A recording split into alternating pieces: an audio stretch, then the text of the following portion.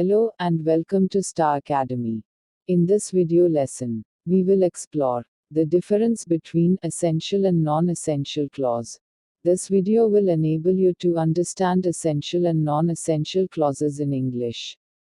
By the end of this lesson, you'll understand how to use them correctly, especially when forming sentences with essential and non-essential clauses. Before we move forward, let me first tell you, what is a clause? A clause is a group of words containing a subject and a predicate. Here are two examples. The first one is, I like the book that you gave me. And the second one is, the book which is on the table is mine. Clauses can either be independent or dependent. Both which and that introduce dependent clauses, but they do so in different ways.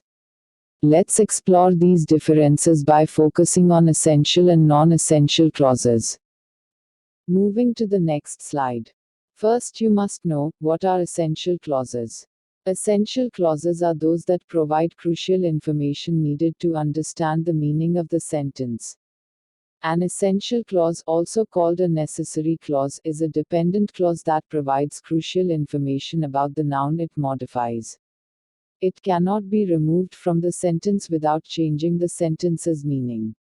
Essential clauses usually begin with that and do not use commas to separate them from the independent clause. Remember the rule. Use that for essential clauses. For example, the car that is parked outside is mine.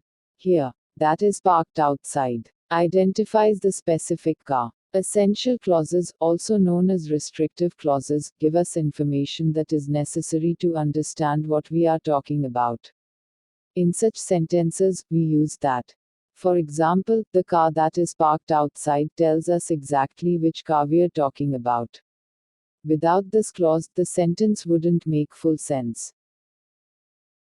Non-essential clauses add extra information but are not necessary to understand the main point. Non-essential clauses, also known as non-restrictive clauses, provide additional information in a sentence that is not crucial to understand the main point. They can be removed without changing the basic meaning of sentence.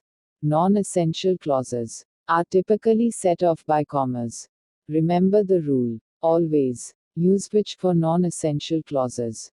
For example, the car, which is red, is parked outside, which is red, adds extra information. But the car is already identified.